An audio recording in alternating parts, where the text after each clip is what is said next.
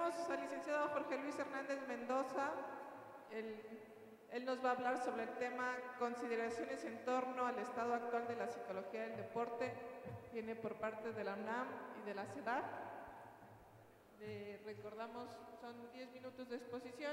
Tiene ahí el cambiador. Okay. Si tuvieras algún problema, me lo haces saber. Perfecto.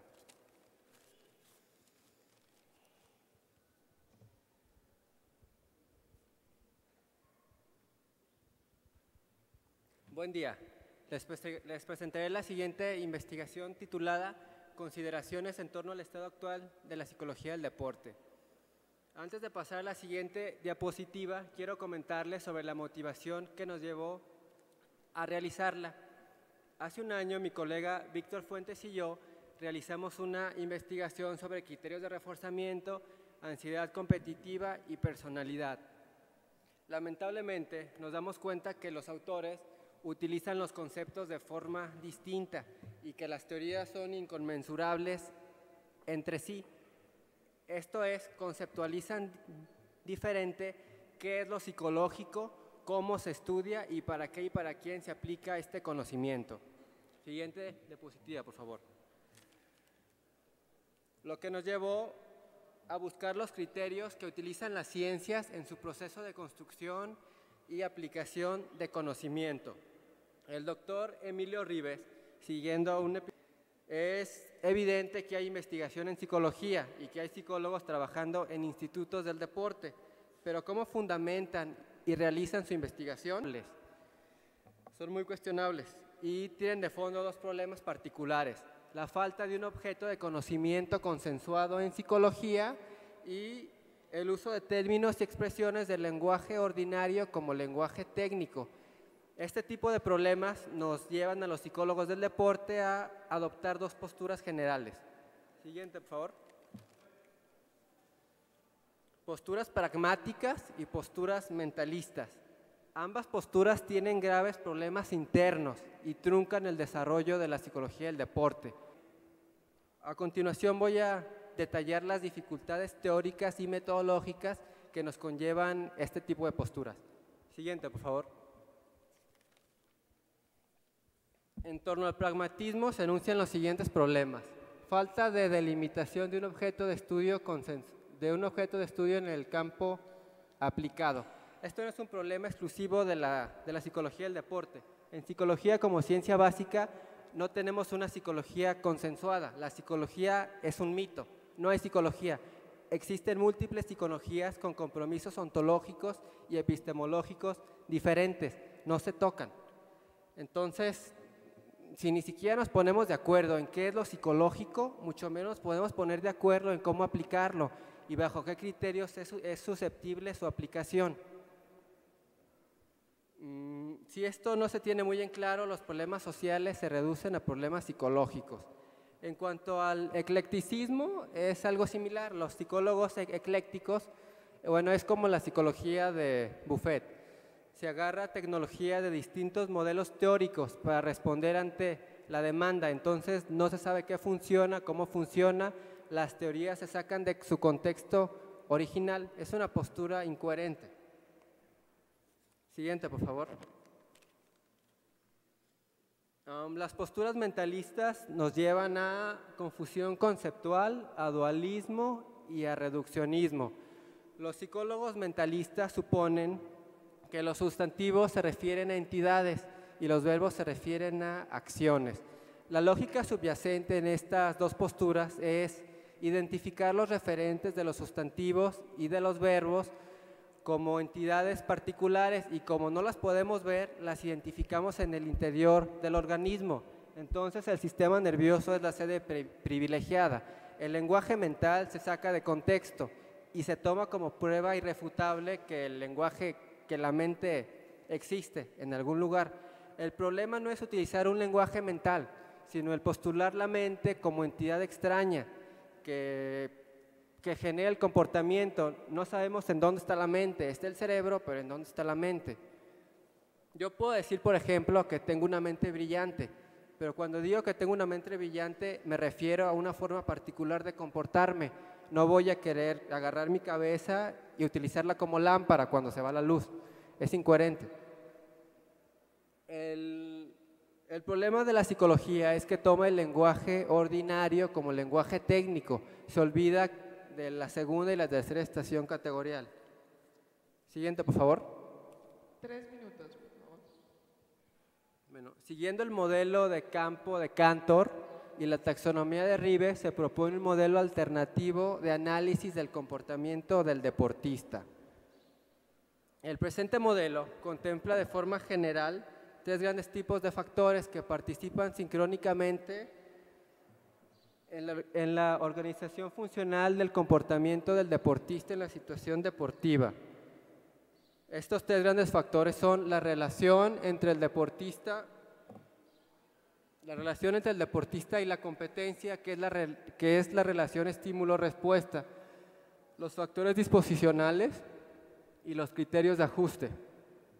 Dentro de la relación del deportista y la competencia atendemos las competencias conductuales para el deporte y las habilidades del deportista. Las competencias conductuales se refieren a un saber hacer, se refieren a un saber cómo. Las habilidades se refieren a un saber hacer. Yo puedo tener la habilidad de andar en bicicleta, que es una habilidad, pero puedo ser competente para andar en bicicleta, que se refiere a manejar respetando las reglas de tránsito, a respetar a otros ciclistas, etcétera. En cuanto a las contingencias situacionales, se dividen en 2 grandes, que son las contingencias propias, las contingencias situacionales y las contingencias extrasituacionales.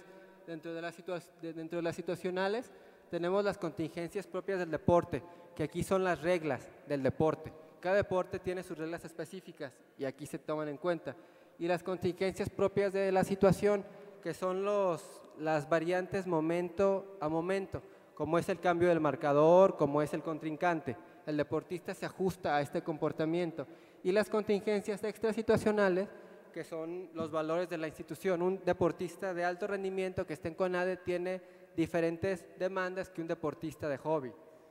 Y también se refiere aquí al pensamiento, a lo que el deportista se dice durante la competencia.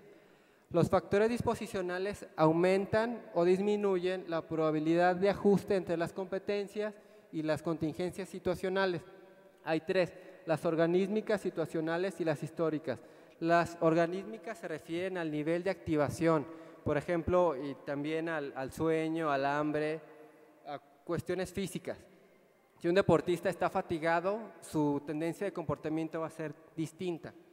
Las situacionales se refieren al campo de juego, propiamente al clima, a la temperatura, a la situación del campo. Y los factores históricos se refiere propiamente a lo que se llama coloquialmente personalidad y a la historia previa del deportista en la situación. Por ejemplo, el deportista se va a comportar, va a tener la confianza para comportarse dependiendo de cómo se ha comportado en situaciones previas. Y por último tenemos los criterios de ajuste, que se refiere a la correspondencia entre el comportamiento del deportista y los criterios a satisfacer demandados por la situación. Dichos criterios son funcionalmente más complejos y progresivamente incluyentes. Bueno, este modelo nos permite en primer punto identificar qué es lo psicológico. Lo psicológico es la identificación de todos estos conceptos que estamos proponiendo. Esto es lo psicológico, se tiene que partir de ahí. Posteriormente podemos hacer investigación, podemos darnos cuenta qué factores organísmicos propician un ajuste correcto entre las competencias y las situaciones.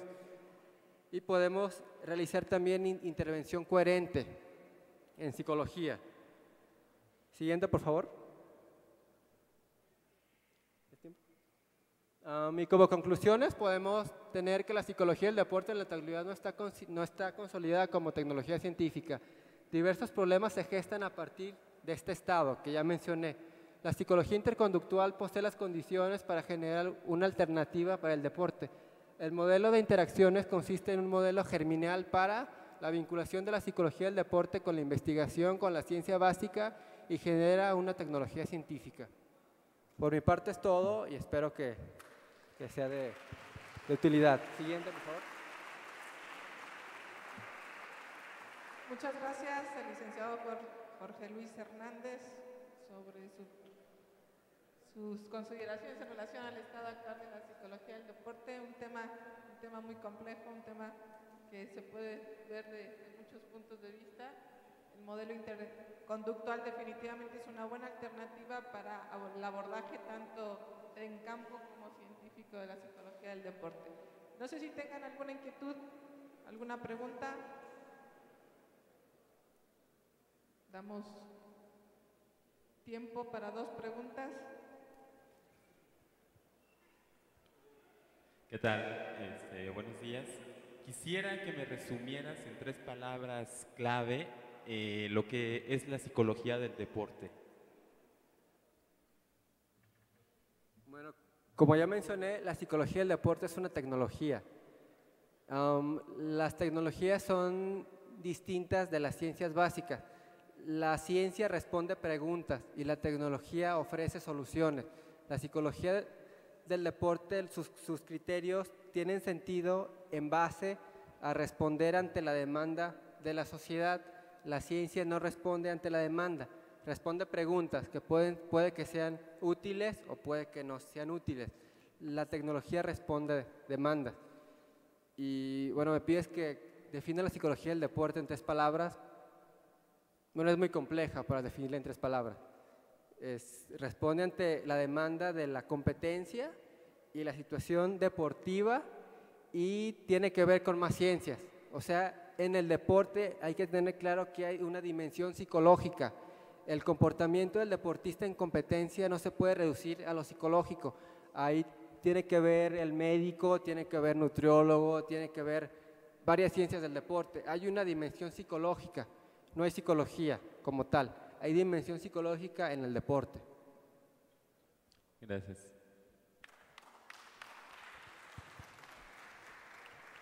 Una pregunta más. Gracias. Me llama mucho la atención que no mencione en ningún momento la palabra emociones.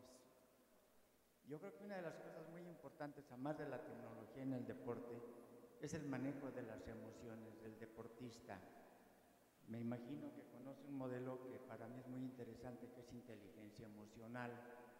Yo creo que independientemente de la formación del entrenador y de los conceptos tecnológicos que usted acaba de mencionar, sería muy importante el manejo de las emociones.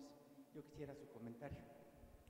Bueno, cabe mencionar que las emociones son un concepto del lenguaje ordinario. Depende de tu modelo teórico en psicología. Bien es sabido que hay, no sé, hay psicoanalistas, humanistas, cognitivistas y conductistas. Cada quien difiere en qué es la psicología. Cada quien difiere en qué es la emoción en psicología. Pero cabe reconocer que el término emoción es un término que todos entendemos. Es lenguaje común y la ciencia no se hace con lenguaje común.